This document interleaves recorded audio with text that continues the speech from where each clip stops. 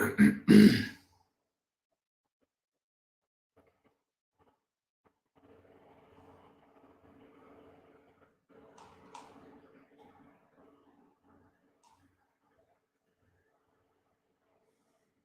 see Joel has already put in a question before the live stream even started. Very good.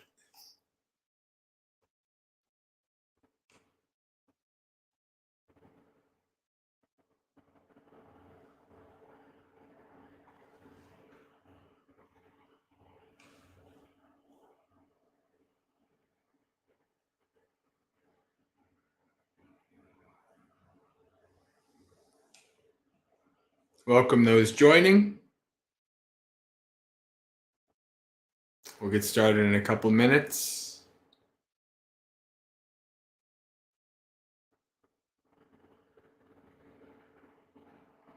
Hello, Gregory.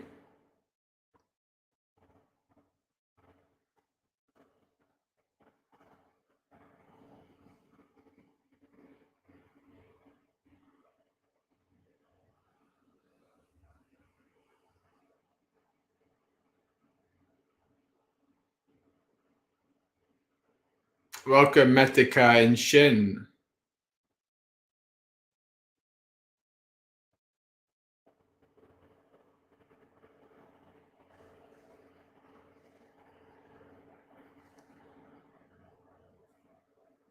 Hello, Joel. I see your question. We'll get to that after we do our intros. Hi, hello, Anthony.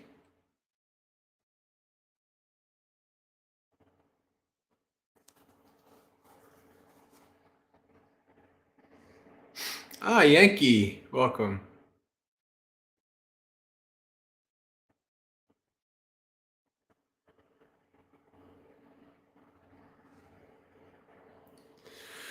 I hope everybody had a good weekend, a good spiritually successful weekend, and is ready to face the week again once more. Hola, Diego.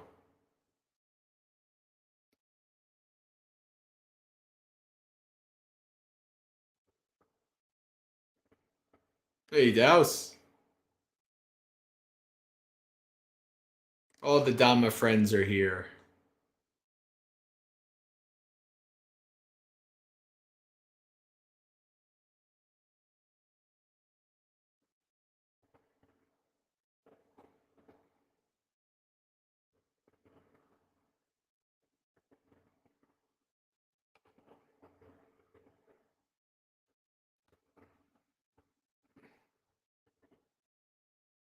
All right, we'll give it about one more minute, then we'll get started.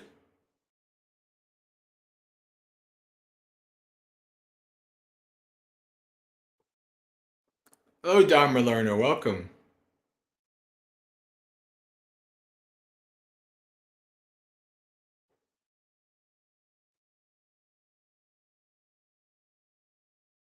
Hello, Julie.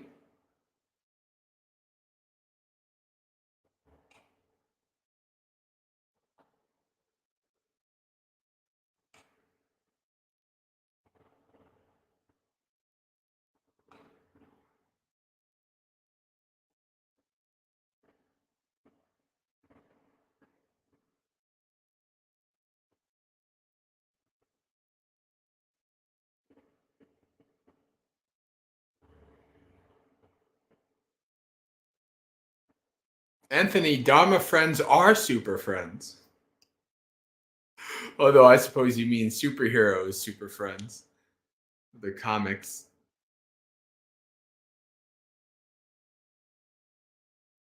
One of my favorite lines regarding Kalyanamita is from Ajahn Chah, where he says, there's no suffering like the suffering, there's no joy like the joy of a Dhamma practitioner, and no suffering like the suffering of a Dhamma practitioner.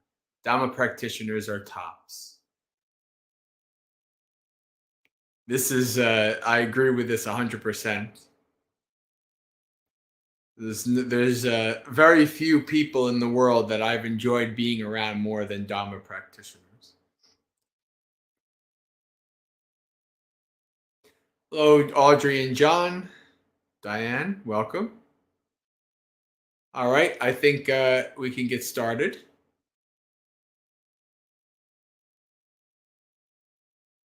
Namo tassa bhagavato arahato samma sambuddhassa. Namo tassa bhagavato arahato samma sambuddhassa. Namo tassa bhagavato arahato samma sambuddhassa. Bahungve saranang yanti pabbatani vanani cha arammarukka chatyani manusa bayatajjata netang ko saranang kemang netang saranang uttamang netang saranang agamma sabbadukka pamucchati yocha buddhan cha dhamman cha sanghang cha saranang gato chattari ariya satchani sammappanyaya passati Dukkam dukkha samuppadang dukkhassa cha atikkamang ariyanchitangikam maggam dukkupasamagamminam etang ko saranang kemang etang saranang uttamang etang saranang agamma sabba dukkha pamucchati. English. The supreme refuge. They go to many a refuge, those who have been struck by fear.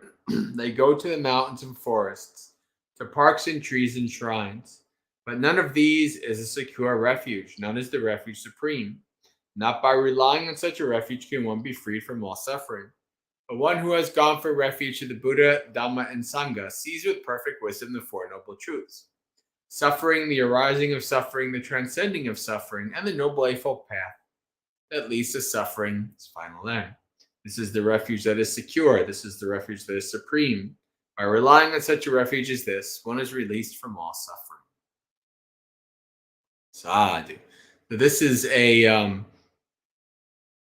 there's a few spots in the daily chanting in my 5.5 years of bhavana that really connected with me. One or two little things. And this is always one of those things that I always love. This is why I included it when I made my own daily chanting thing in the Maggasekha chanting book. And it's a beautiful, right? They go to the mountains and forests, to parks and trees and shrines. It's quite beautiful. But none of these is a secure refuge. What is the secure refuge? Becoming awakened. Knowing the Four Noble Truths. That is the only refuge. The Buddha says the only security is Nibbana. This is why I always say, many of you have heard me probably say this already, many times before. The irony of going for refuge is that you're going for refuge to the fact that there's no refuge. That's what I love about this. This is a wonderful student. So friends, let me stop sharing here. All right. Welcome, friends. It's Monday night. That means Monday Night Football. No, I mean, isn't it like the Super Bowl soon? So I don't have to go against Monday Night Football anymore. That means Dhammapalooza, the 2-hour festival of Dhamma, where the Maggasekha community comes together and has some Dhamma fun. We do a variety of Dhamma-related activities, from chanting to meditation, Q&A, Dhamma talk, sutta reading, all kinds of possible Dhamma-related activities can occur. However, each Dhammapalooza is different because it is community-guided, meaning that we never know what we're going to do during Dhammapalooza. This is why I always only put Dhammapalooza and the date, because I don't know what the topics are going to be. I don't know if we're going to be reading, suttas, if there's just going to be lots of questions, discussion, Dhamma talks, who knows? That part is up to you all. So in the chat in the next couple of minutes, we already started with a question. Joel put a question up right off the bat. So if you have a question you'd like me to talk about, to try to answer, put that in the chat. If you have a Dhamma topic you'd like me to talk about, give a little Dhamma talk, you can type that in the chat. If you have a topic you'd like the community to discuss, put that in the chat. Say hello each other in the chat, get to know each other. That's always great when you're coming in. And this is a community event. It's not everybody just sits solemnly and listens to Bhante J for 2 hours event. So please do be communal, be social, and say hello. So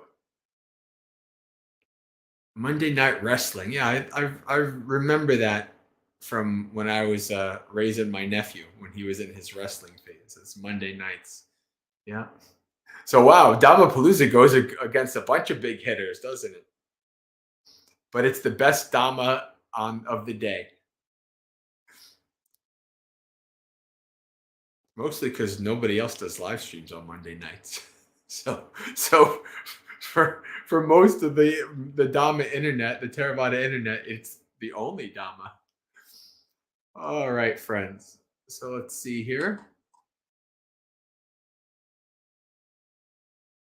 We'll start out. What's my favorite Dhamma book? The Samyutta Nikaya. That's my favorite Dhamma book. The Samyutta Nikaya has everything all the other books have and more. And you can see a lot of the teachings in their earlier kind of non-flushed out phase. Which is why there are some theories that the Samyutta Nikaya is the oldest of the Nikayas. Nothing 100% proven, but you can kind of see that, I think, when you read it. If you meant like by Bhante such and such or Ajahn such and such, I didn't do a lot of that kind of reading. I basically went to the suttas. I mean, I read a couple of Bhante G's books. I read a couple of Ajahn Brahm's books. My favorite book from Bhante G is Mindfulness, 4 Foundations of Mindfulness in Plain English. Favorite book from Ajahn Brahm is probably The Art of Disappearing. It's been like 12 years since I read these books. It's been a long time. So yeah, that's, I guess, what I would say.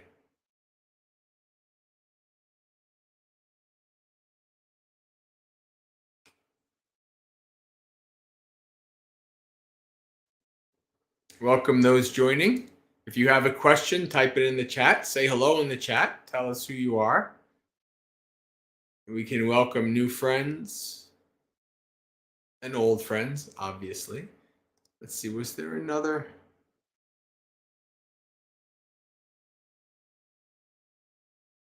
Oh, okay, it wasn't really a question. It was just asking about where I'm staying currently.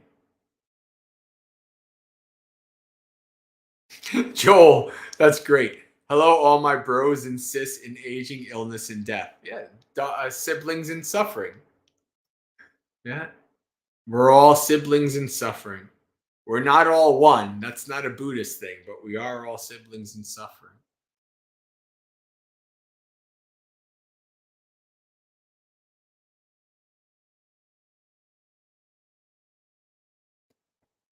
How have you found your new surroundings presently? I'm doing quite well here. It's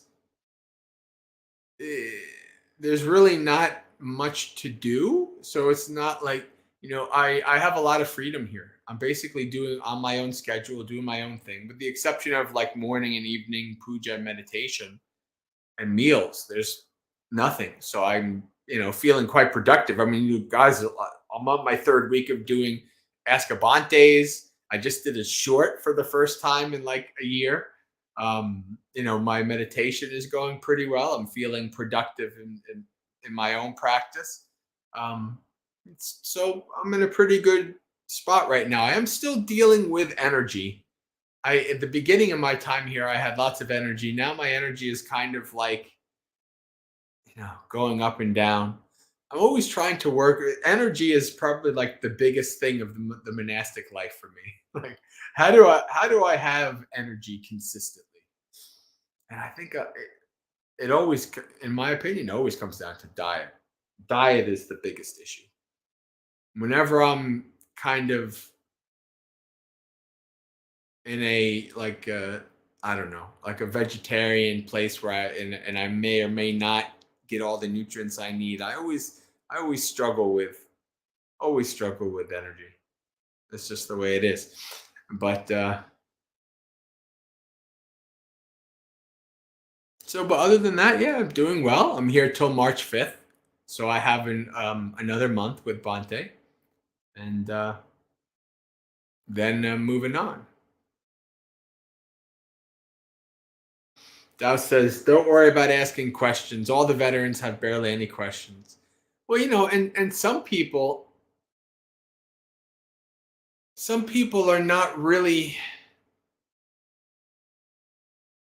They're more internal questioners than external questioners, right? Like I never had a lot of questions. Like I never really had anybody to be close anyway. Like who could I ask questions to? I mean, by the time I lived at Bhavana, by the time I started going to retreats at Bhavana, I was already a Buddhist like 5 years. Right? So it's not like. So like I didn't ask a lot. And Ajahn Chah says that he's like, I didn't ask a lot of questions. I just paid attention. I just observed. And that's my inclination too. That's kind of how I am as well. Just pay attention, pay deep attention, observe. And oftentimes you won't have any questions. Now, of course, obviously, like I mean, I have questions obviously like about Vinaya, like, even to this day, even though I've studied the Vinaya for 10 years at least now. There's always something like, oh, what's your perspective on this? Right. I'm studying the Bhikkhuni Vinaya and I came across an interesting rule and I was like, oh, I got to talk to Ayasu Dhamma about this. What, a Bhikkhuni who's lived the rules for, I don't know, 15 years or however many years. Um, let me understand. So, like those kind of questions I have, obviously, sutta related questions, Vinaya related questions. But in terms of the practice, yeah, not really much of a. I just practice and observe and investigate and see what comes up.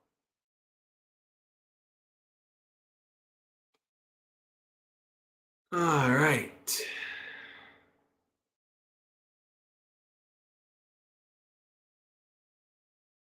Hello, Gretchen. Good to see you.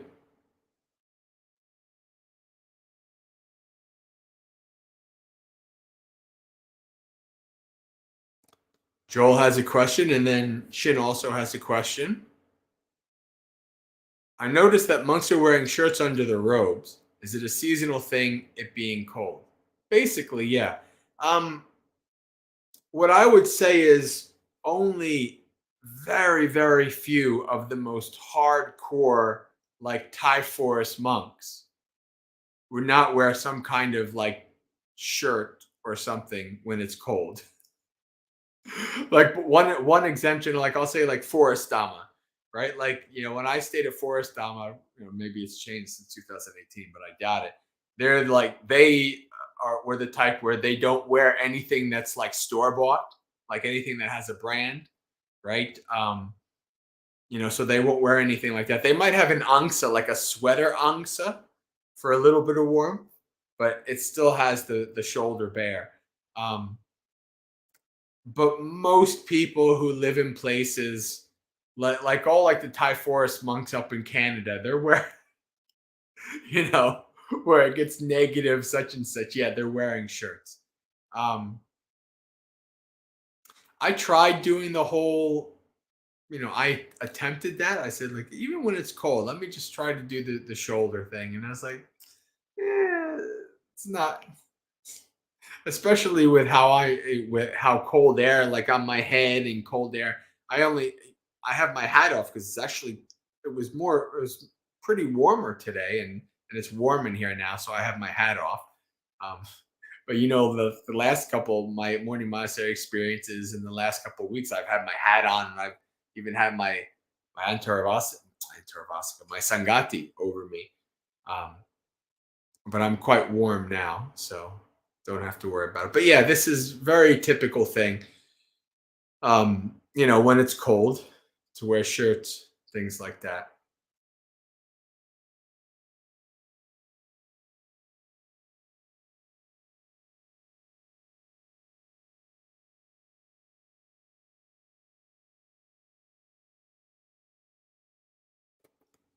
Shin has a relationship question. I just ended a toxic relationship. I'm feeling relieved and free now, but at the same time, I'm wondering if it's too cruel for the other person. Maybe I don't have enough metta. No, no, no, no, no, no. If you are in a relationship, this romantic relationship, friend relationship, work relationship, whatever, that is harmful to you, that's metta for yourself to stop that. You have no control over people's reaction. If you live your life overly attached to other people suffering, all you will do is suffer. All you will do is be dragged around and you'll be easily manipulated. Right? The whole thing like, oh, if you leave me, I'll kill myself, right? Somebody could if you're worried about that, people will manipulate and control you all day and night. You have to be like, listen, you know, don't do that. Seek help. It'll be okay, you know, but I need to do this. See you later. This is it's very important to make sure that you take care of yourself. Right? It's good that you have some compassion for the person that they might suffer, but the suffering is not your problem, nor are you causing it. Right? You are doing what you need to do, and a relationship has to come to an end. And if they suffer, they suffer. You can't be held hostage. You can't be blackmailed by other people suffering. That's not good. And that's not a very Buddhist thing. That's not wise. That's not mindful. That's fear based, control based. It's not Buddhist. Everyone is the owner of their action. Right? Everyone is the owner of their karma. So that you know, no, you don't have to be mean about it. There's one thing, you can do it in a skillful way. But beyond that, and listen, I understand. I'm like, in terms of like what they call the big five personality traits, I'm extremely agreeable. And agreeable people are people who feel bad when other people feel bad. And like, I have to watch that in myself. So wait a second. No, no, no. Yeah. I feel bad, but that doesn't mean I should let myself be manipulated, controlled, and suffer because of this person's suffering. I can't do this. Right? So you have to just be mindful of that. Be aware of that.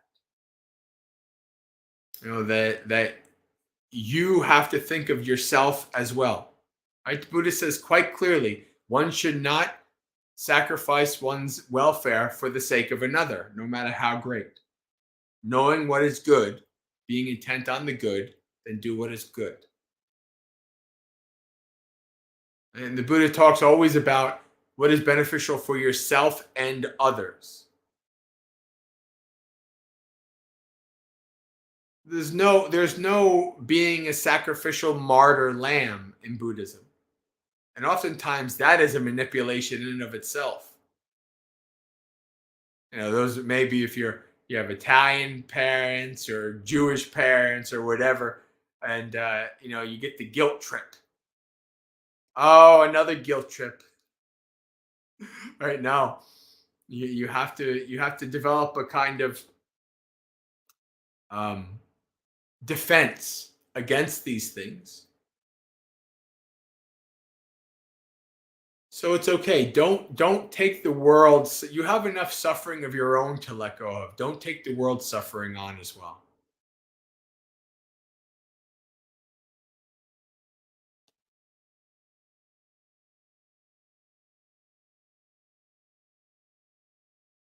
Julie has a question. I notice your robes are a different color from when you were wearing red robes. How does it work for colors of Theravada monks in the West?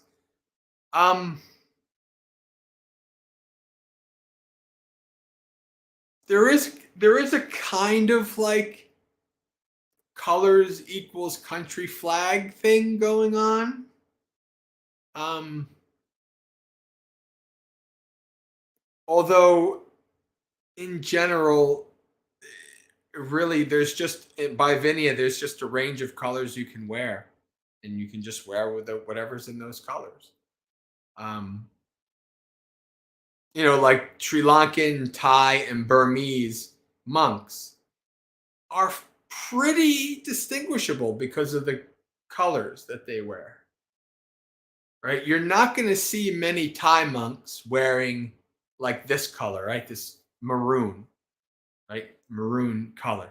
But you'll see. I had a robe once that was this color. I really like. Actually, the official Maggasekha robe color is going to be maroon, which is a mix of brown and red. There's meaning to that, and which I can explain more in detail. But so this is going to be kind of like when I have my own place and my own disciples and things like that of monks under me. We're going to be wearing this color robe. I like maroon. But I've basically worn every major color of robe. I've had maroon, I've had red, I've had this is gold now, gold robe, right? Or yellow, dark yellow, mustard seed color, wherever you want to call it. Um, so by Vinaya, by monastic law, there's a certain color range you can wear, and there's colors that you can't wear, and you can wear whatever. So to make it short, to summarize, there is a sort of color, this is my team kind of a thing going on, but also it doesn't really matter. Like Bhante Rahula, the monastic I'm here, he's pretty Sri Lankan based, but he wears a robe color like this, right? And he doesn't really have like extensive Thai tradition, but that's just the color he wears, and so I guess that's the best I can explain it.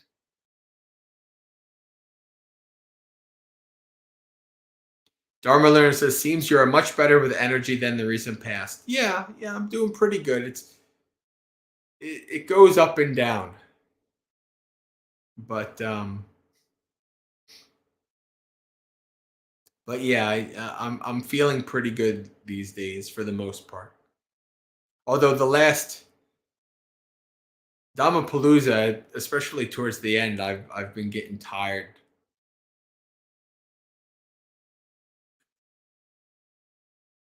Gregory says, for my work, I need to evaluate my coworkers on their performance. I'm concerned that reporting negative qualities would be divisive speech. Tips for right speech. No. No. Right? The Buddha called people foolish, useless people. Useless person, useless man.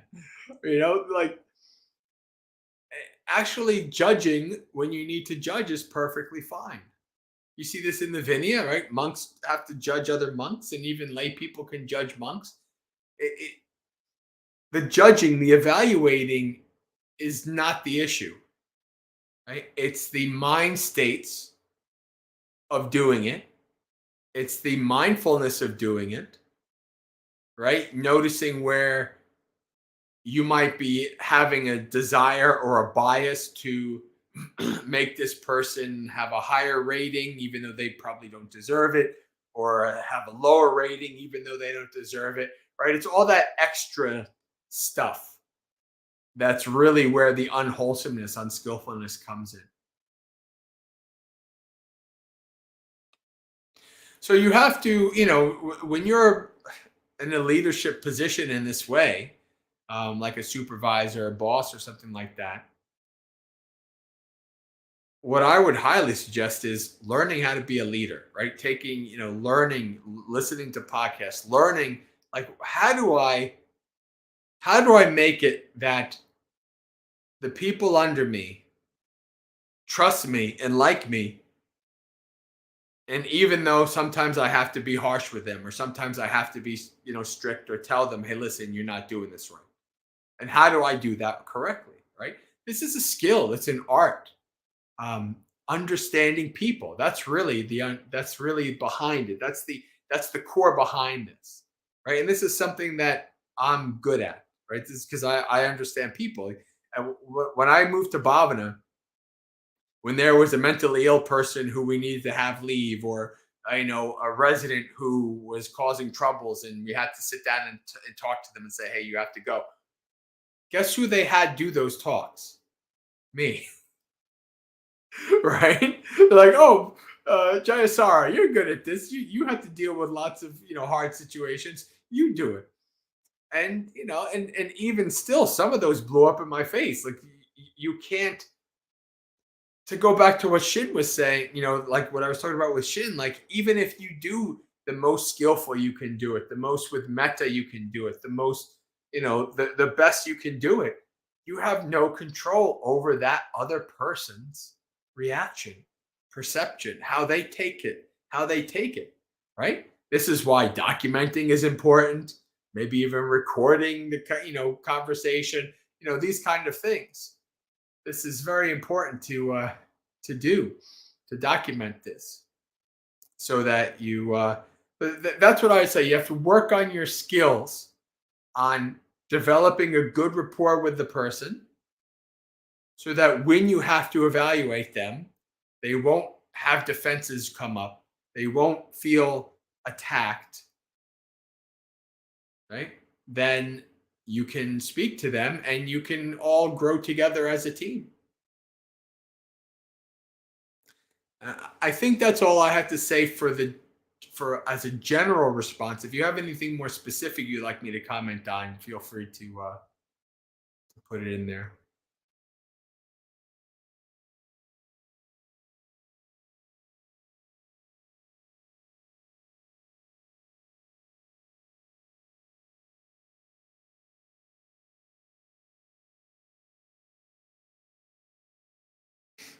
I like Dao says, being in a toxic relationship is not having enough metta for you. Yeah, and not having enough self-respect, right? These are very important.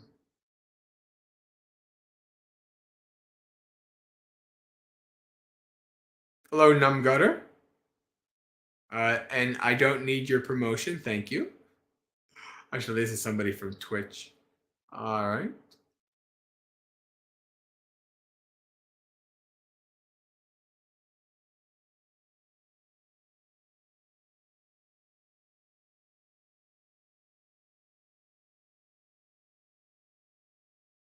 All right. Joel continues.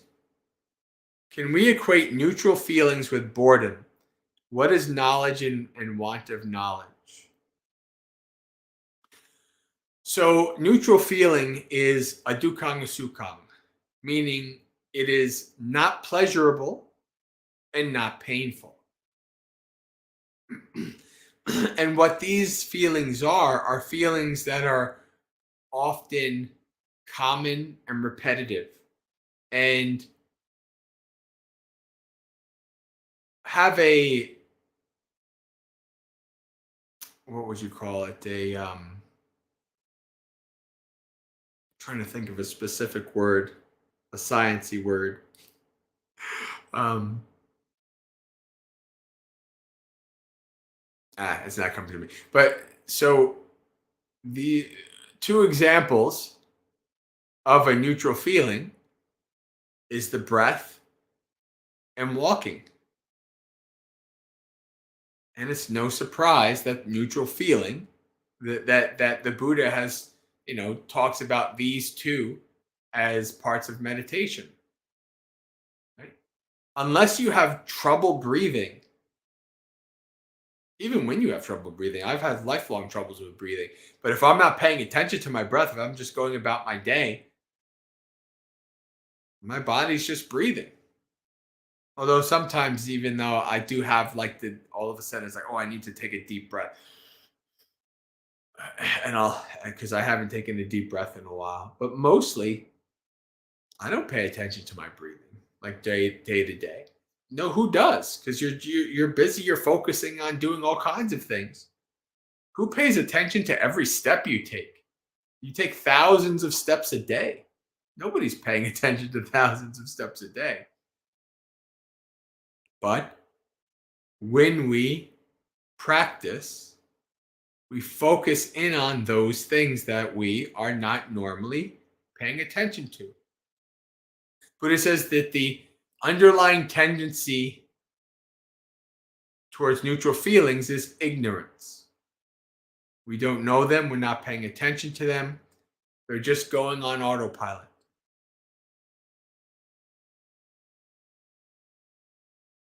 And so because there is no valence is the word I was trying to think of. There's no strong valence. Like there's no strong, ooh, this hurts, or ooh, this is pleasurable. If somebody says, okay, now focus on this, well, you're going to get bored with it. Obviously, you're going to get bored. Oh, the breath is boring. God. And then you go to a retreat with Bhante G, and Bhante G's like, if the breath is boring, you're doing it wrong. And you're like, what the heck is this old man talking about?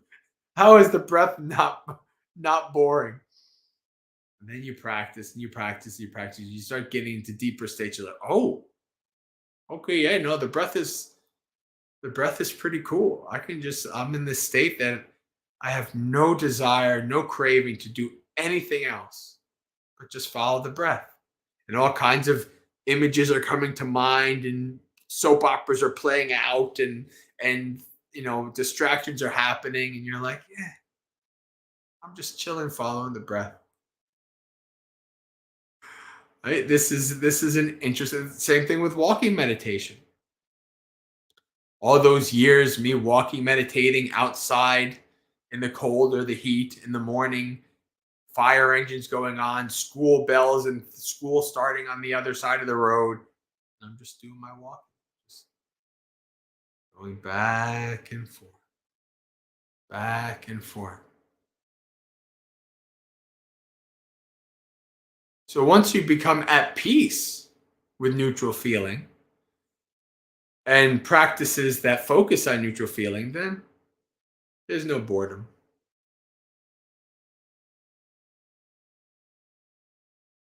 Equating boredom, you should equate boredom with tanha, with your thirst. That's where boredom, that is the origin of boredom. It's also the origin of suffering. Boredom is suffering. So there you go.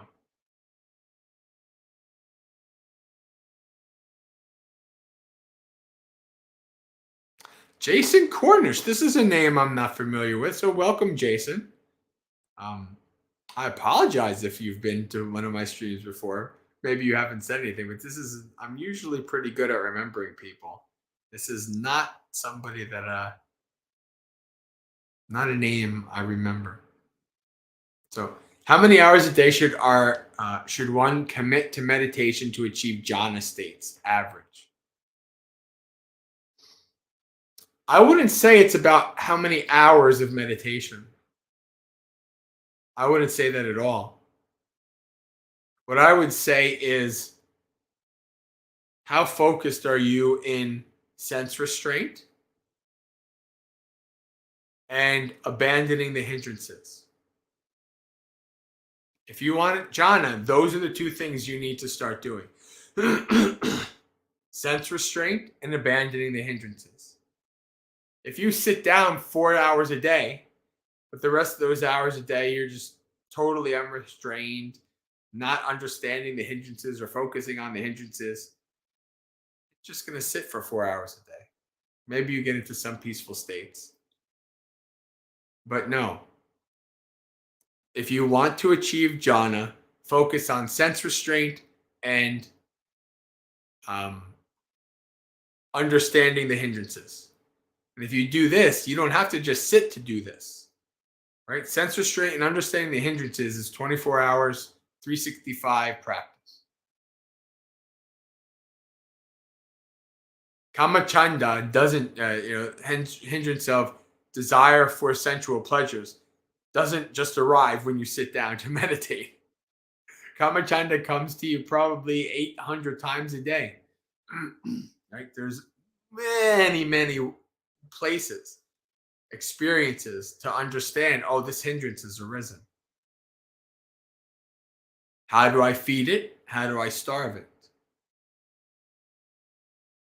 There's many opportunities to practice sense restraint, not getting involved in all the details and features of whatever is, arising in your field of awareness.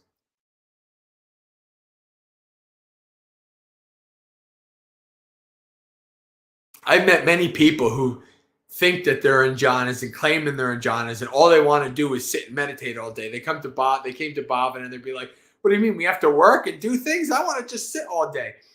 These are not wise people. These are not people that have gotten far in the path.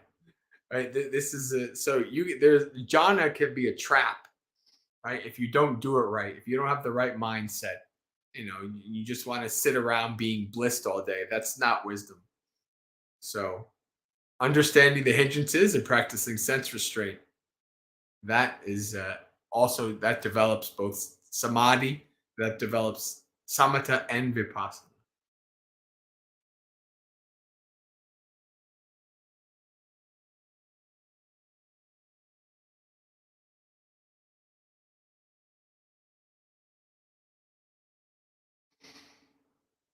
Dharma learning. Have you found the yogic practices that Bhante Rahula does before sitting meditation to be helpful? Have you done stretching and breathing in the past before sitting? Any thoughts or benefits or not? Thank you. I did yoga with a teacher for about a year and a half as a layperson. And, this is probably close to 14 years ago now. And I've done some kind of yoga ever since. Yoga has always been yoga and stretching. Um, Even before I did yoga, when I would do lots of weightlifting and exercise and things like that, I've always done some kind of stretching. Um, and yoga, especially for my hips and my legs, um, doing hip openers and things like that, and stretching out the legs is one of the ways that I'll be able to sit for a decent amount of time without too much struggle. Um,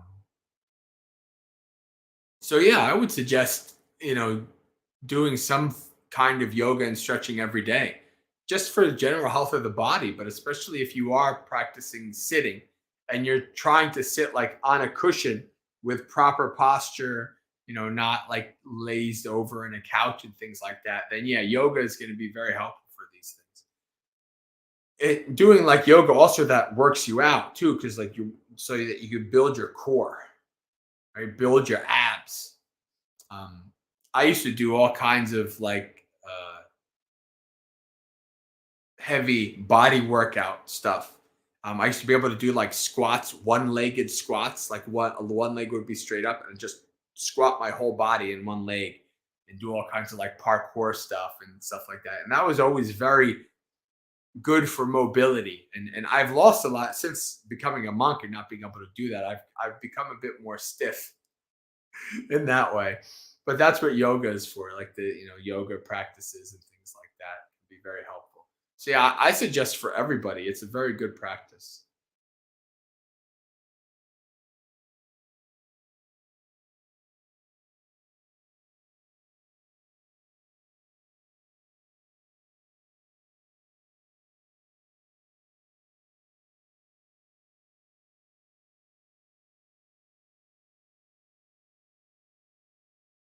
Oh, Diego says pistol squats. Diego knows. Yeah, pistol squats.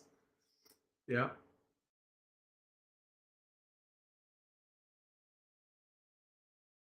Yeah, Joel. Yes, I'm staying with Bante Rahula right now. That's where I am. So you're reading his biography. All right. Jim is asking, have I been able to see Ajahn Brahmali while he's in the U.S.? Nope, not going to work. Yeah, it's just um, everywhere he's going, I'll be this year. Like he's in California right now. I think I'm going to be in California in April. Uh, he's going to be an empty cloud soon. I'm going to be an empty cloud in May. But no, I'm not going to be. I'm not going to be to be able to see Bante Ajahn Brahmali while he's in America. I got to spend a week with him in November, so I got to spend more time with him than anybody who's going to be able to see him on his tour will ever be able to spend. So I'm not complaining. Actually, I just had some email contact with him back and forth, wishing him well on his trip. So, all right. So just going back because Douse, I think, had a question or at least want something.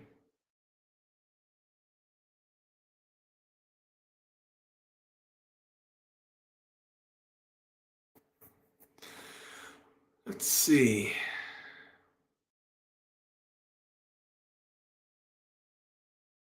I'm just reading this first to see if it's a question or if it's just Douse expounding.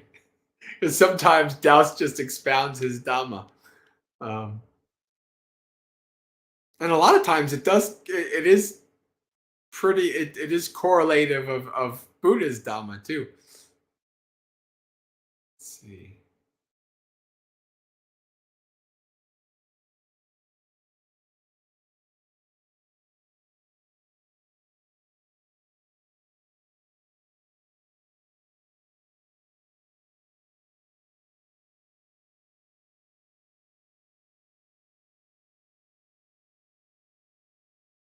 So Douse is just expounding, although he makes a good point that I'm going to bring up. Talking about emotions, they seem like they take away my agency. Yeah, it is technical. Well, they don't take away your agency. What they do is put you in a state of mind that your agency is bombarded. And so it's a lot harder when you're full of emotions or full of, um, the Buddha says, when you have a mind of lust, hatred, fear, whatever, using the simile, the hindrances simile of the pool of water you're trying to, the bowl of water you're trying to see your reflection in, but you can't because if you're angry, it's like a bowl of boiling water. Tired is like a bowl of moss, or these kind of things. The idea is you can't see clearly. Your emotions are bombarding you. They're clouding your mind. And so what that's doing is making it harder for you to fully act with your agency. You can still do it. It's just a lot harder because you're not seeing clearly what the skillful thing is. So you might act with agency. This is like what I was talking. I don't remember it was last Dhammapalooza or whatever. Oh, it was the Ask Abante on laziness from last week. And I was talking about how one thing that I notice, and now this is like one of those things like, holy crap, the last 20 years, I understand this thing now. Most of the time, when I'm at my most unskillful, it's when I'm lacking something. I'm lacking sleep. I'm lacking nutrition. My mind is in this kind of muddled haze of tiredness or laziness. And in that state of mind, you can't do what's right. You don't have the energy and the mindfulness and the ability to act skillfully. So you tend to act unskillfully. Right? This is the nature of things.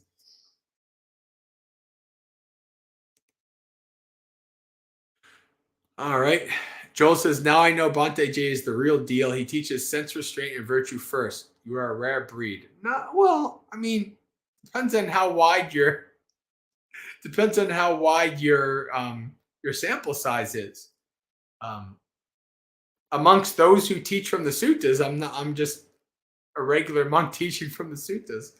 But in terms of, I guess, the secular or more modern, or Abhidhamma or whatever, maybe, yeah, maybe.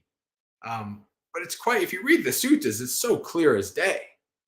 You know, this is the Buddha is very clear that this is what you do first.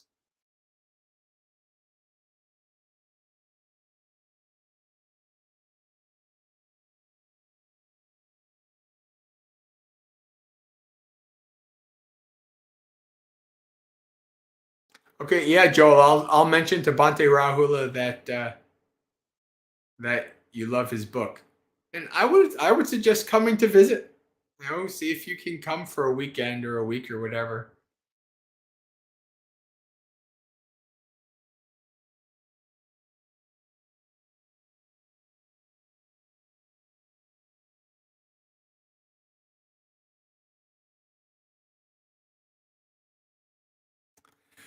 Julie says, asks a question: how does learning the Abhidhamma compare to learning the suttas from SN and MN? Benefits? I plan on beginning classes soon. So, how beneficial Abhidhamma will depend on your inclinations, proclivities, and personality. For me, I tried checking out the Abhidhamma in the early days, and it just wasn't worth it. Doesn't do anything for me. Too too intellectual, too like scholarly, too worried about lots of intricate details that you don't even find in the suttas. And it just wasn't my thing. But I know in the Buddhist world, Abhidhamma, like Sri Lanka and Burma, Abhidhamma is taught like the suttas are not taught. Abhidhamma is taught. Abhidhamma is number one. Commentaries, Jataka tales, Abhidhamma. Abhidhamma is like the highest. You have these very scholarly, learned Sri Lankan monks, Burmese monks, who are Abhidhamma masters, and they'll teach you these things. Um, just not something I care about. Not something that has been beneficial to me. Uh, but for some people, it is. Like I said, it depends on your karma, proclivities, habits, tendencies.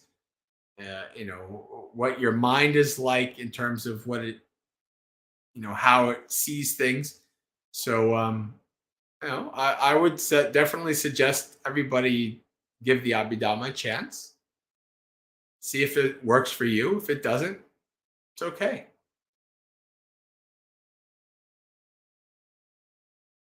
What Abhidhamma is, my cynical take on it, is like so many places the Buddha refuses to give you details. And human beings don't like not having the details. So what do? Oh, the Buddha's gone? Well, guess what? Over the centuries, we can fill all these things in. And so that's what you see in the Abhidhamma. That's what you see in the commentaries, for better or worse. You see that all of this filling in. And I don't know. It doesn't hit me like the suttas hit me. I'm dumb. I'm not. Yes, I went to college for anthropology, and was going to go for my master's and PhD and all that stuff. And yeah, I mean, I could do that stuff, but really, I'm dumb. I have.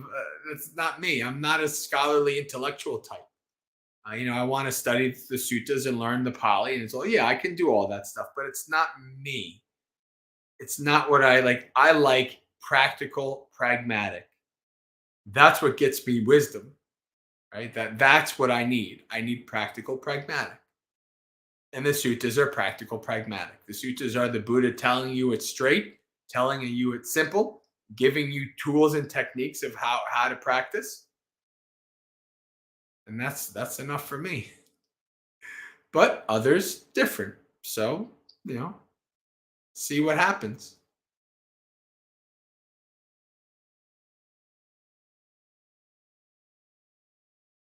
What's my favorite Bante G talk? I don't know. I've listened to like hundreds of them at this point.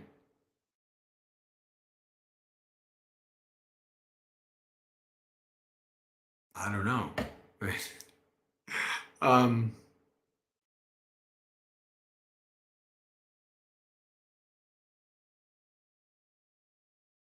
hmm. I guess probably the talk that the teachings that really like are standing out to me now are the teachings with Bante talking about the jhanas, especially the fourth jhana.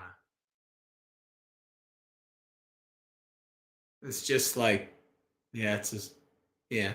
And like that the jhana retreat that I had with him, like 4 or 5 months before I moved to the monastery was very profound, very amazing. Yeah.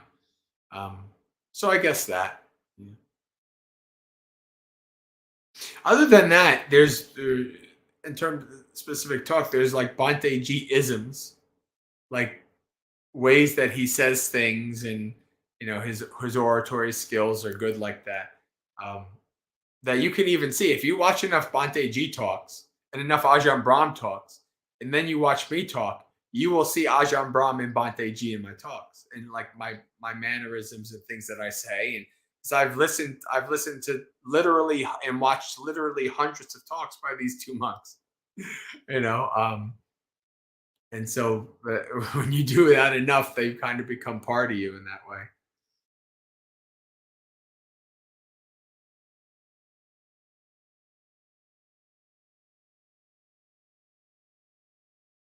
That's the saying regarding the emotions and clouding. And I'm not a fan of having my mind clouded. It's like having a giant ad over my screen. Yes, but just don't be not a fan to the point where it's a verse. Then you're making it. Then you're just stuck in the same trap.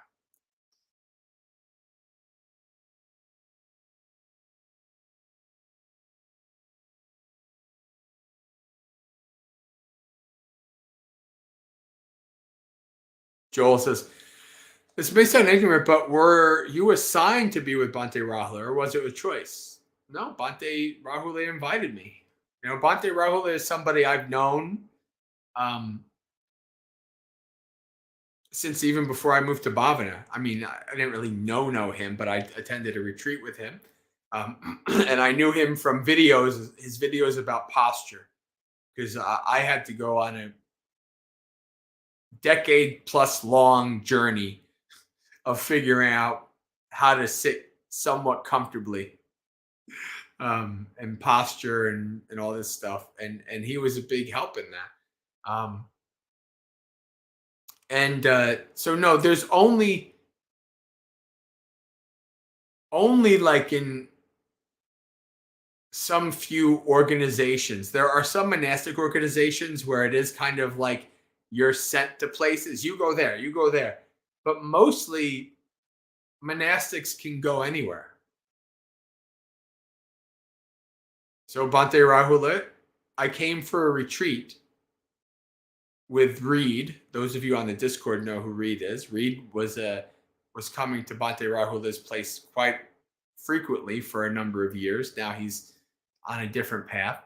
Um, I came to a retreat with Reed, and that was the first time I had seen Bante Rahula in a couple of years, because when I lived at Bhavana and I was coordinating retreats, when he would come for a retreat once or twice a year, I would have conversations with him and help him with his retreat.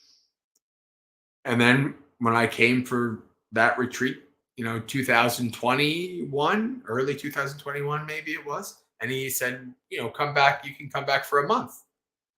And I said, okay, Bante, sure. And it was supposed to be last year, but things fell through, on his end, with other not having space for me. And now I'm here this year. So that's kind of, when you're a nomad, that's how it works. People invite you to stay places. And I've stayed with lay people. I've stayed in monasteries, right? Somebody says, Bante, come stay with us for a week. I'm like, okay, how am I getting there? Right? We have to think about like transport and stuff like that. But, I've stayed in a variety of different places. Monks can stay as, there are certain rule, like for instance, like I have to have a room with a door that I can lock so that nobody comes in and molests me. That's literally long story short, this monk gets molested by these bunch of women, who call him a bull of a man. And he goes and he tells the Buddha. And the Buddha's like, I allow you a door with a lock. Right? So lock the door.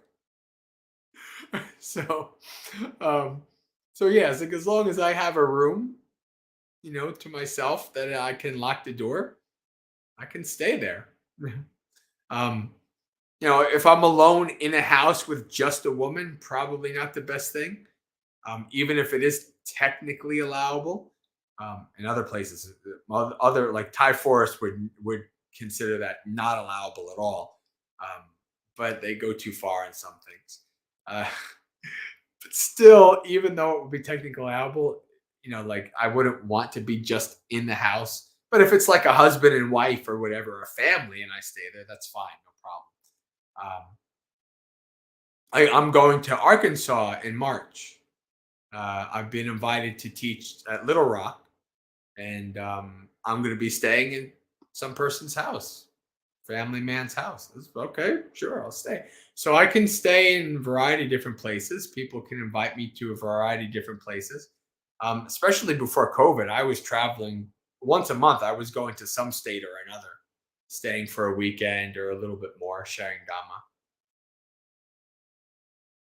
Now I think we're getting to the point where I can do it again. I miss it. I miss actually, because Zooms are, I mean, I do a Zoom and 90% of the people are just a black screen. I'm talking to a bunch of black screens. Like, what is it? I mean, here is a little different. I'm talking to people typing, but this is not the same. Like, it's not meant to be like me being with people, which is a whole different ballgame.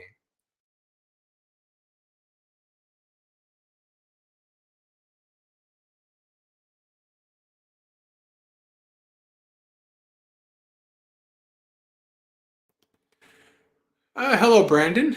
Brandon saying, Bante, I'm having a tough time with school and life in general. It's hard to find purpose in this world, but Buddhism has always been there in the background. Should I pursue Buddhism more? I can't tell you that. You have to investigate and figure out for yourself. You have to follow the path. Is Buddhism part of your path? Practice it, see if it is. Right? This is your path. You have to figure it out. Good night, Joel. Well, in terms of meaning and purpose in the world and things like that, that also is, again, that's a part of somebody's path. You have to figure it out. Like I always felt like the purpose of life is to find your purpose, right? Like to figure out, like, because like I don't feel like I was given a purpose. I mean, although now these days, honestly, I feel like everything I've ever done in life is what I needed to do to become a monk. So I kind of feel like I was basically meant to become a monk in this life, karma, whatever.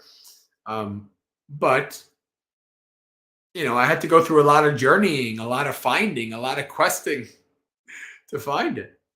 That's the way it is. That's the way life is. Right? Your purpose or the meaning in life is not necessarily um, going to smack you in the face and be that obvious. You have to quest. You have to be a seeker of truth. You have to be somebody who is willing to get on the path, get on the road,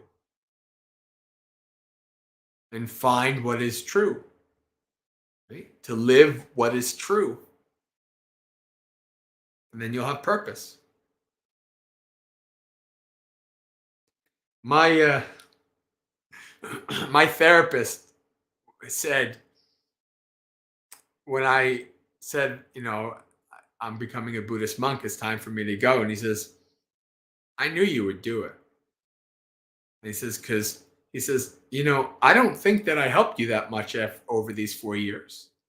So I think what really transformed you the most was you became a Buddhist. You had this path. You had this quest. Now, he's a very, very good therapist. Like literally like state court appointed therapist. This guy's a top-notch guy. So he's being very humble. He's really, really good. I mean, we became like almost like friends after 4 years. And old Vietnam vet. Interesting character. Really nice guy. I hope he's still alive. I've tried to contact him since when I go, back to Jersey and visit. But anyway, he was not wrong though in that having that path, having that purpose was like a laser focus. And then the deciding to want to become a monk, even though that was going to be 4, 5, 6 years away, there is a laser focus for me of just following the path. So yeah, maybe Buddhism can give you that laser focus. Maybe not. You have to follow and find out.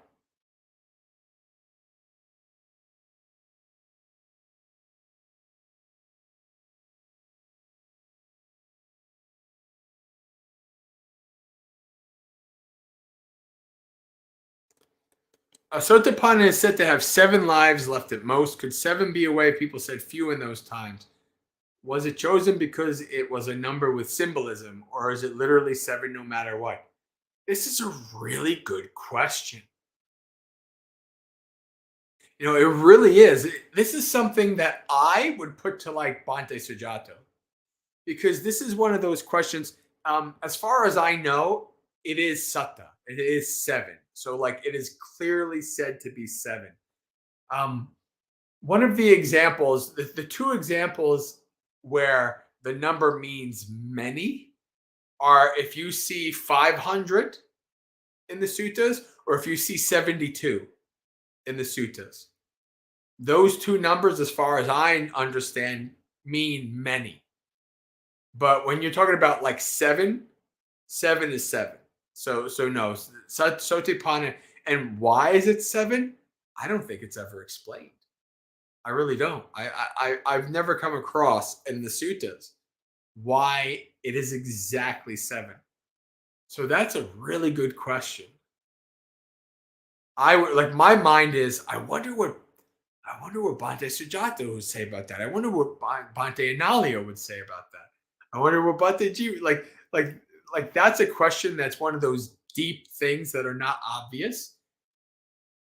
That I don't even necessarily believe that any of those monks would actually have an answer, but they might have a perspective that can get you a little closer to the answer. I don't know.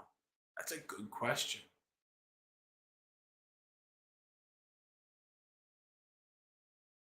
Now, this one I can answer. Can no Sotapanna go up to 8 lives left in 1,000,000 years?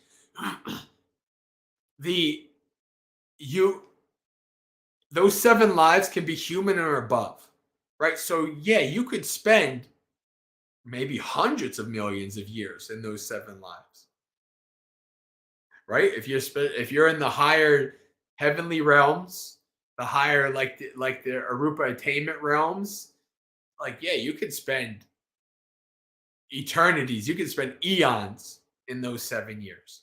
So that there's there's no there's no limit in that one, I guess. Whatever the limit would be is if those 6 or of those 7 years were in like the most the life that you could live the longest amount of years. But yeah, no, you can live probably way beyond millions of years in those 7 lives. Hello, Rupa. Good to see you. Hello, Hawk. Good to see you. Seeing some old names, old familiar names showing up today. It's very good. I have difficulty concentrating in walking meditation. Okay, yeah. It seems there's more distractions than just noting the breath in sitting meditation. It's because there is. Any tips for how to note my steps? Thank you for your wisdom. Walking meditation is going to be more distracting. The Buddha gives 5 benefits to walking meditation. One of which is the concentration developed from walking meditation is durable, it's strong. And I agree with this 100% because this is my own experience. I would do my walking meditation at my office at work in the morning before work, sometimes during breaks. And it was on a busy road across from a school. And you'd have ambulances, fire going by, school, the bells ringing from schools, all kinds of noise. But that was how it molded me. It trained me. Follow the feet. 10 feet in front of you. It trained me in sense restraint. I hear a noise. Oh, I want to look up. No. Focus in. 10 feet in front of you on the ground, paying attention to the feeling of the feet. Stay with the feet, just like you stay with the breath. Stay with the feet. Feeling of the feet rising, coming down. Rising, coming down. And then as you become more calm and tranquil, you start to feel, this is the tendons moving. You can feel things happening in the calves. You can feel the gravity of the weight of the leg as you're lifting it. And I'm not talking about like this slow vipassana thing. I'm talking about like normal walking. Like these are like you can start to see all of these deep refined things because of your concentration. You should expect that it's going to be distracting. You shouldn't. It's a mistake for people who sit to try to find a place that has no distractions. That's a mistake. A, because you're going to make yourself suffer trying to find one. And B, when you create one, something is going to sneak in. Some distraction is going to sneak in to your soundproof room. It's the way it is. And if no sound sneaks in, well, your mind, your thoughts will sneak in. Some kind of desire will sneak in. There's no escaping these things. It's not about avoiding or suppressing these things. It's just how it is in the practice. You practice even though they arise. Sure, there's noise. It's okay. You get you get distracted and you look. It's okay. Just come back. Just like you get distracted and you come back to the breath. Come back to the feet.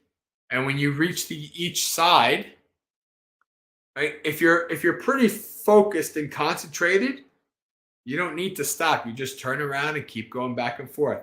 But if along the path you've lost your mindfulness, that's when you turn around, you stop, do some standing meditation. You can focus on the breath if you want, but I focus on the feet, feeling of the feet pressing against the floor. Wiggle my toes, get my focus back on my feet. Take a few deep breaths if I need to.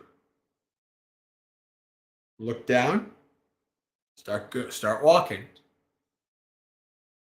Right? So if you get distracted, it's okay.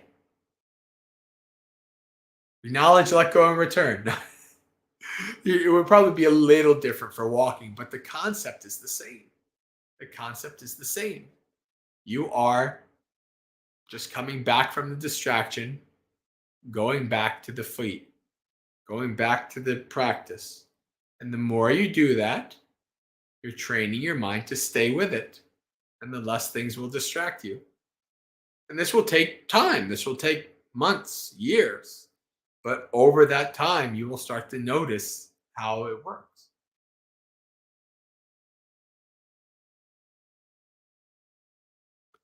Hello, Visaka. Welcome. So, we are at the end of questions. We've gone to 9:15. Wow. Why don't we do our meditation now? And that'll bring us to 9:45, and then we can do some Dhammapada verses and close out.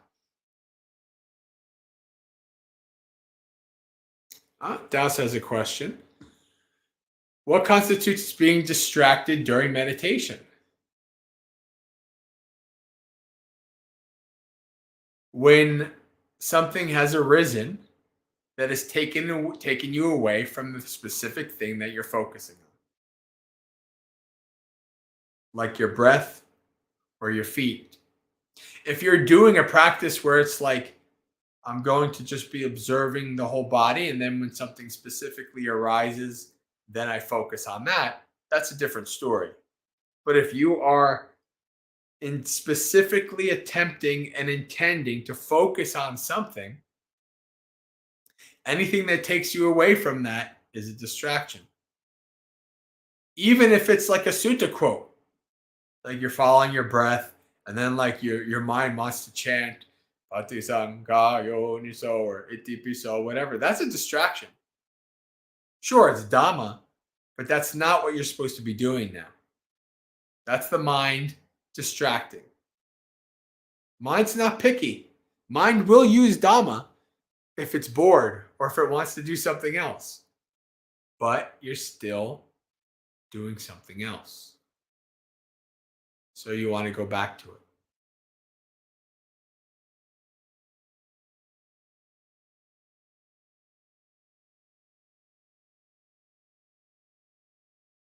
All right, let's do our meditation.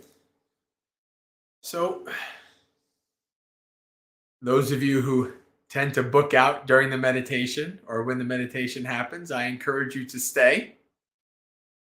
Douse is the only exemption, or those who are on the other side of the world like Douse, where it's really, really late in the practically morning, then you can go. But everybody else, I encourage you to stay.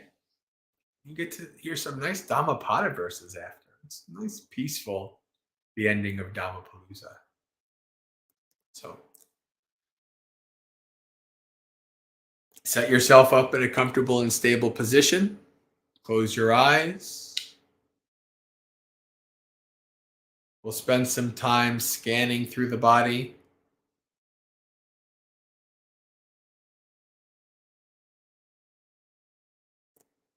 Starting with our feet, moving slowly up to our head. We do this for two reasons. First is to start bringing our mind slowly from the distracting external to the internal, this mind and body. And secondly, to train becoming very aware of minute details in the body and posture, so that you can set your body up in a way that will cause less pain and suffering the longer you meditate. So put your focus and attention on your feet. By putting focus and attention, this means focusing in on any sensation or feeling that arises in that part of the body.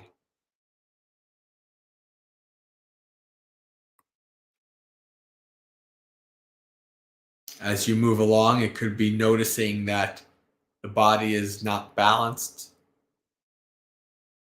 or there's a small feeling of discomfort.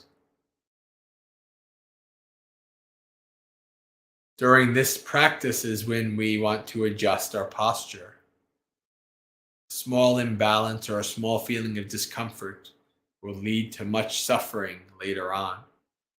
So we want to set up our body in a good, stable way to be able to sit for as long as we can without moving and without much pain. Bring your focus up through the ankles, into the calves.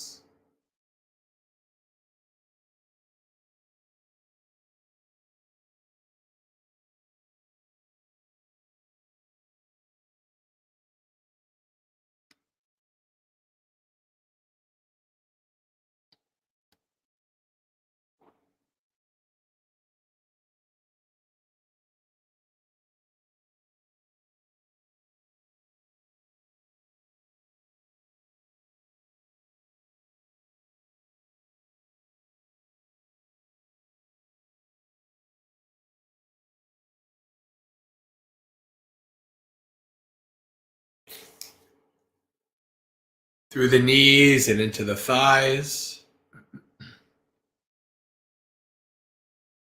Was the feeling of the thighs pressing against the floor, couch, cushion?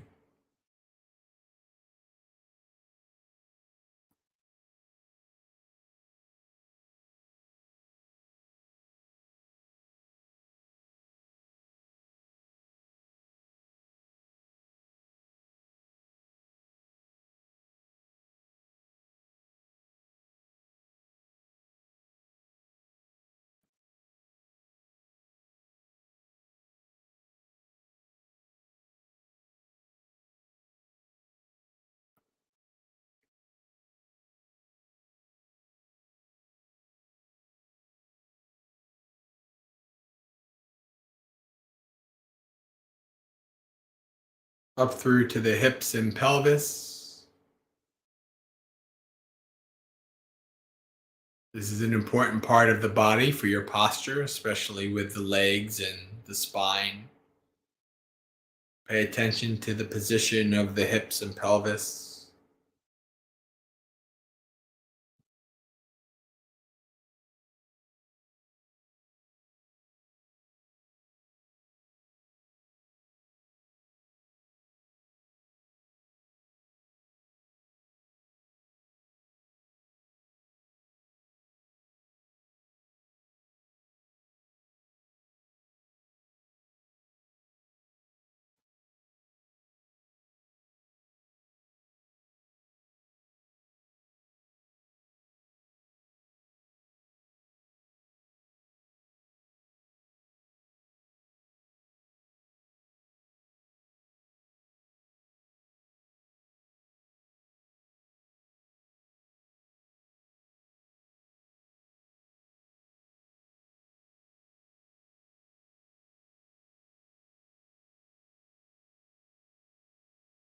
When you're ready, move up the spine through the abdomen and the chest.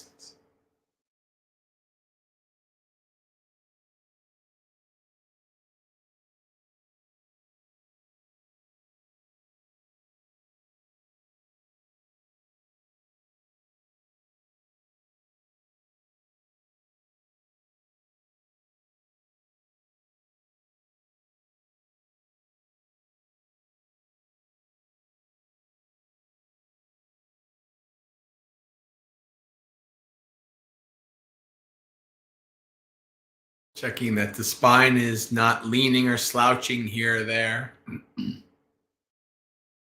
but in a neutral position. Even if you are on a couch or a chair, you don't want to lean or slouch. Having an upright position will allow your breath to be unimpeded, breathing easy.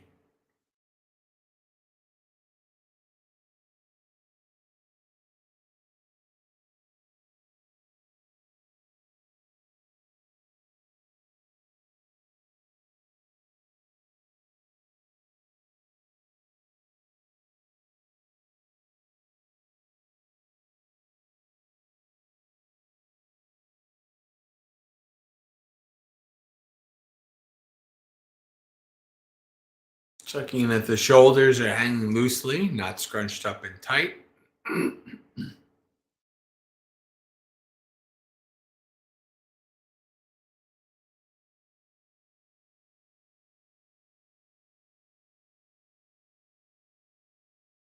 Moving down through to the elbows and hands, observing how the position of the elbows and hands also impacts your spine, the upper body, posture.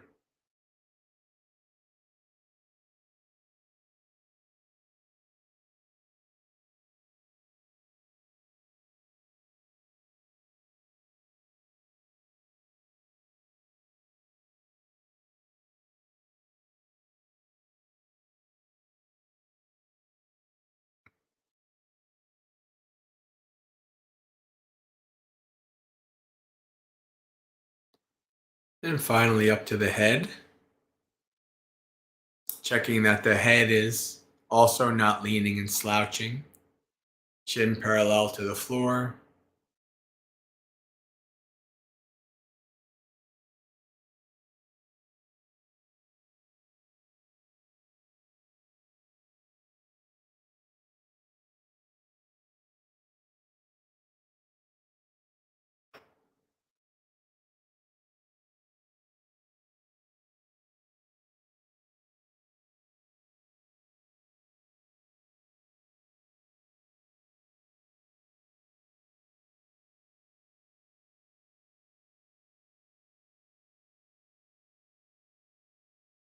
When you're done setting up your body in a comfortable and stable position,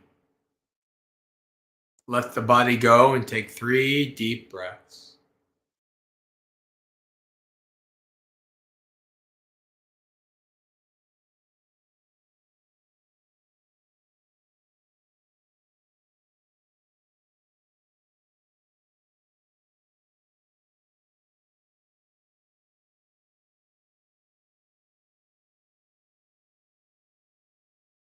Then let the breath go. From here on in, try not to manipulate or control the breath in any way.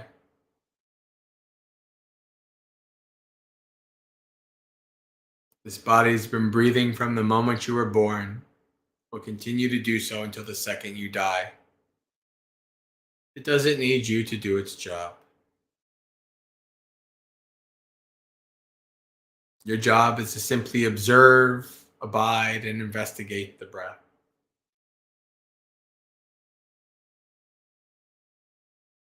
Watch as the body breathes in and out, in and out.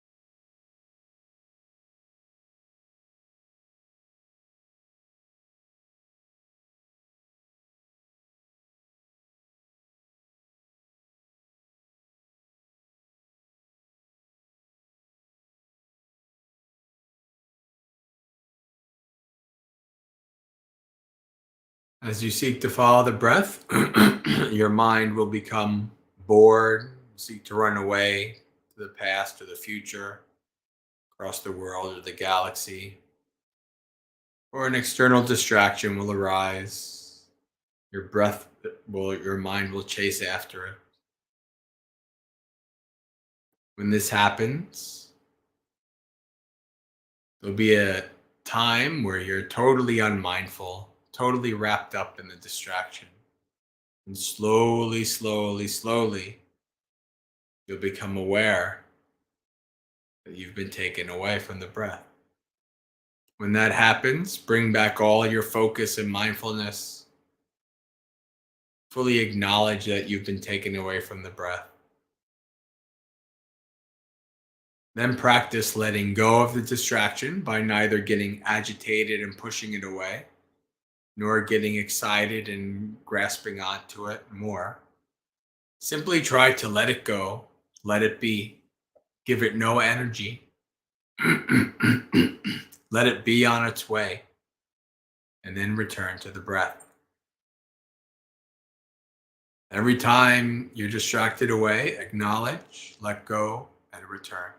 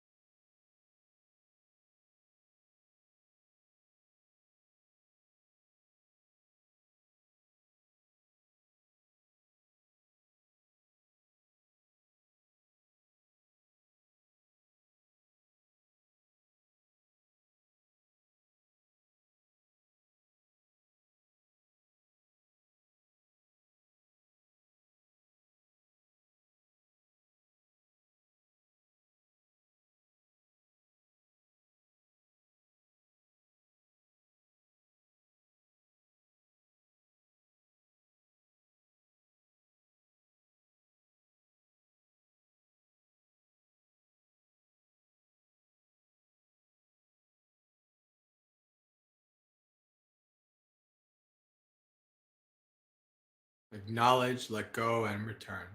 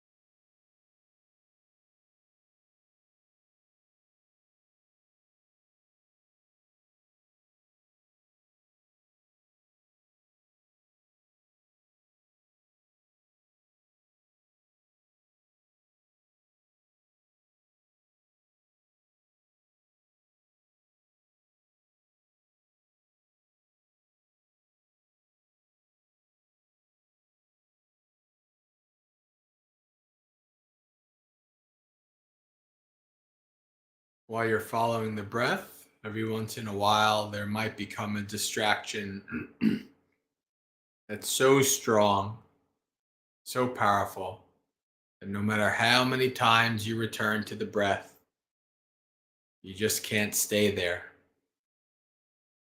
This distraction takes up too much of your mental space, blocks too much of your front awareness. Could be strong itching or pain. And you have an experience that's strong, it's okay to drop the breath as the object of meditation for a time and switch it to that experience, that itch or that pain. Dive into it, drill into that experience, know it very deeply, focus and abide in it like you do the breath.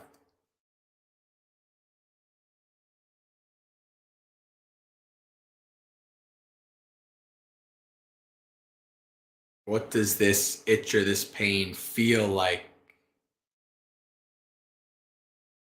What does it mean for this body to have this itch or pain? What does this experience do to the general state or general tone of the mind? What is a mind like experiencing itching or pain?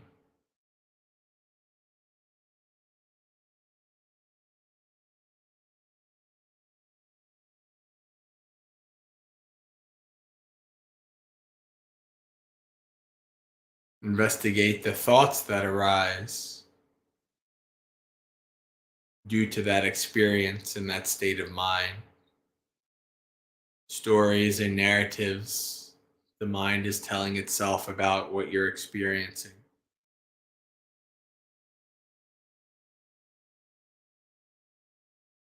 And observe impulses that arise, strong desires to perform an action like to scratch the itch or to adjust the posture to alleviate the pain.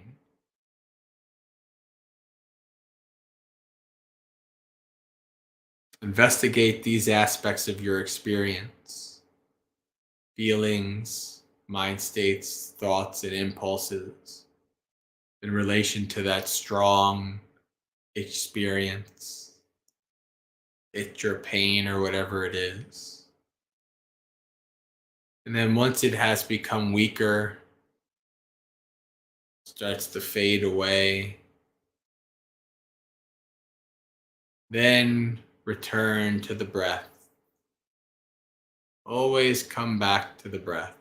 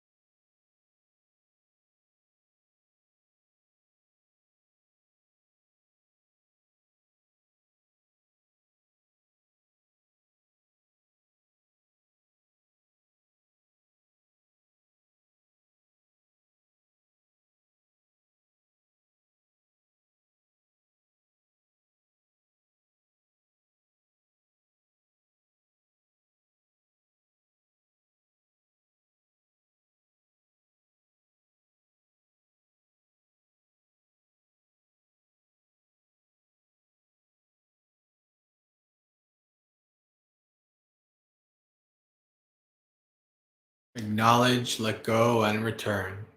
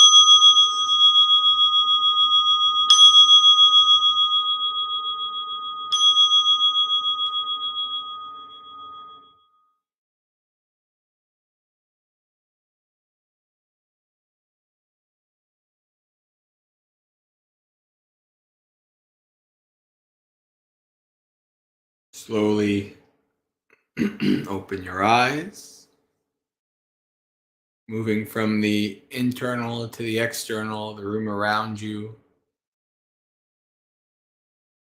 becoming aware of where your body is positioned, reflecting on the state of your mind before the meditation and now, and contemplating any experiences that you may have had during the meditation.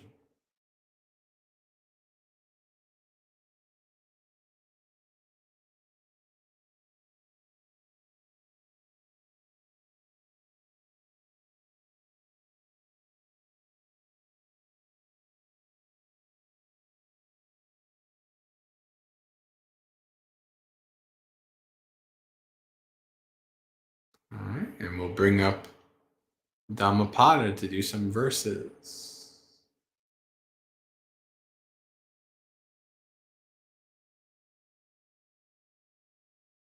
Upavaga, flowers. Who shall overcome this earth, this realm of Yama, and this sphere of men and gods? Who shall bring to perfection the well-taught path of wisdom, as an expert garland maker would his floral design? A striver on the path shall overcome this earth, this realm of Yama, and this sphere of men and gods. The striver on the path shall bring to perfection the well-taught path of wisdom, as an expert garland maker would his floral design. Realizing that this body is like froth, penetrating its mirage like nature, and plucking out Mara's flower-tipped arrows of sensuality, go beyond sight of the king of death. As the mighty flood sweeps away the sleeping village, so death carries away the person distracted mind, who only plucks the flowers of pleasure.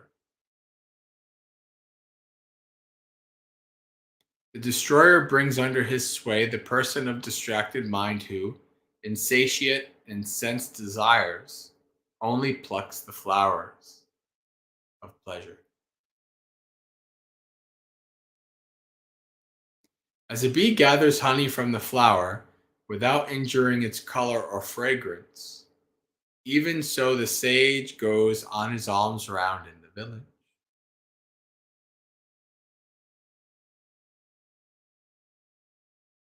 Let none find fault with others. Let none see the omissions and commissions of others. But let one see one's own acts done and undone.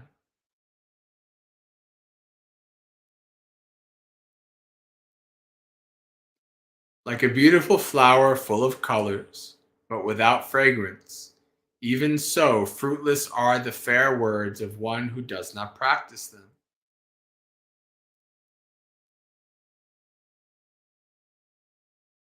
Like a beautiful flower of color and also fragrant, even so fruitful are the fair words of one who practices them.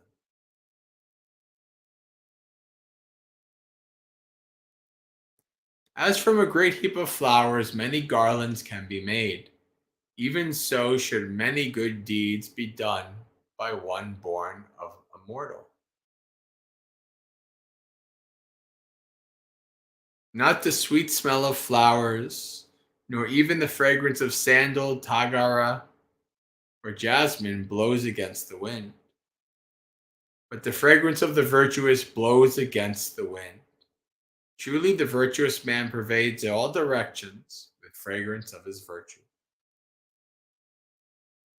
Of all the fragrances, sandal, tagara, blue lotus, and jasmine, the fragrance of virtue is the sweetest.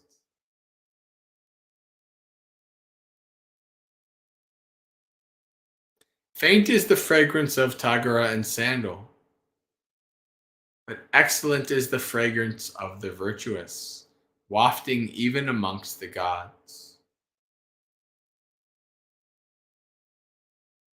Mara never finds the path of the truly virtuous, who abide in heedfulness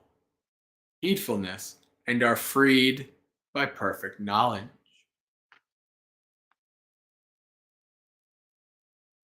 Upon a heap of rubbish in the roadside ditch blooms a lotus, fragrant and pleasing. Even so, on the rubbish heap of blinded mortals, the disciple of the supremely enlightened one shines resplendent in wisdom.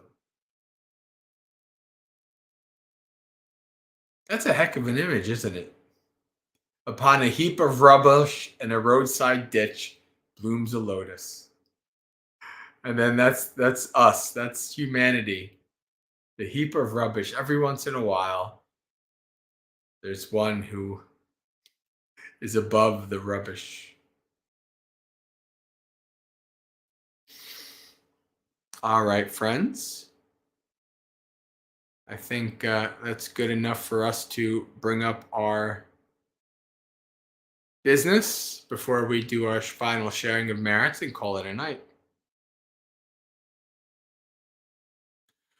So, friends, if you are joining us for the first time and you'd like to find out more information about myself and the various other activities that I do, you can go to the website maggasekha.org. That is scrolling on the bottom there, maggasekha.org.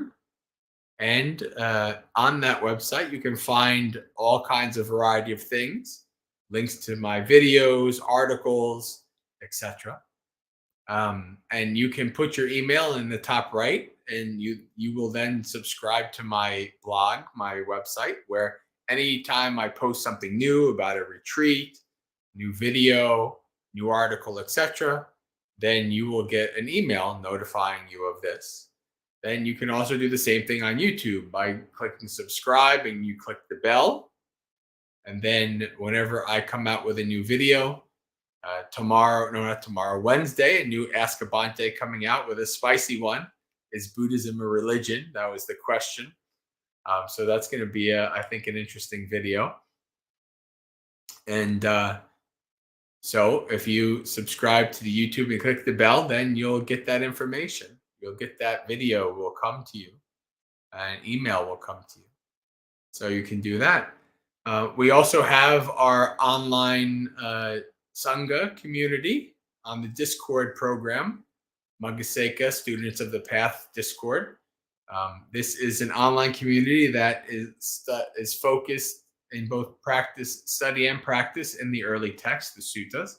So if that sounds like a community that might be interested in joining and checking out, you can send an email to the email listed on the screen, maggasekha@gmail.com, and ask for an invite, and we'll send you one.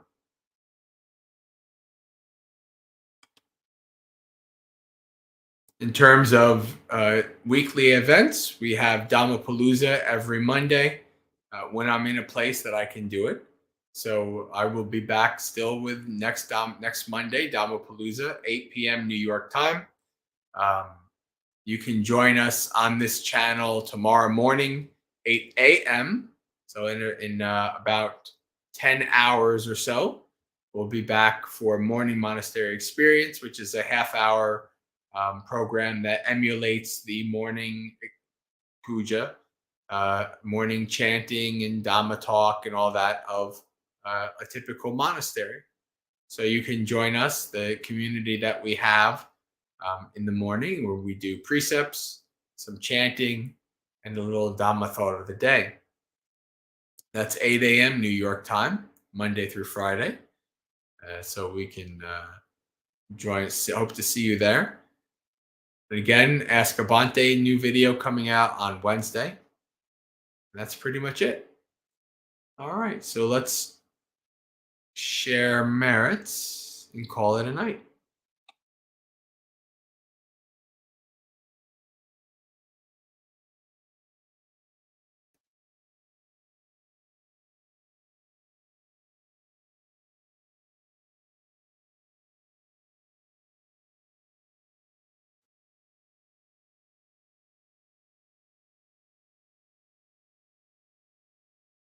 Is it not showing? Is it a black screen, or do you see? On my screen, it just turned into a black screen. I don't know.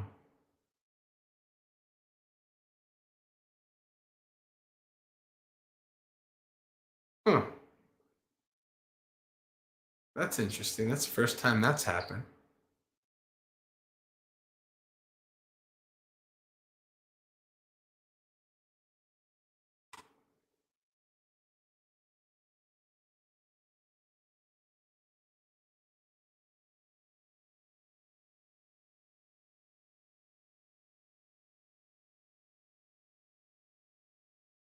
Ah, there we go. That should work. Looks like you can see it. Dukkha patta chane dukkha, baya patta chane baya, soka patta chane soka, hontu sabbe pipaniyo, etta vata cha mehi sampatang punya sampatang, sabbe deva anumodantu sabba sampatti siddhiya, akasata jabumata deva naga mahidika punyang tang anumoditva charang rakantu sasanang. May the suffering ones be suffering free, and the fear-struck fearless be. May the grieving shed all grief, and may all beings find relief. May all beings share this merit that we've thus acquired for the acquisition of all kinds of happiness. May beings inhabiting space and earth, devas, nagas, and yakas of mighty power, share in this merit of ours. May they long protect the Buddhist dispensation. Sad, sad, sad.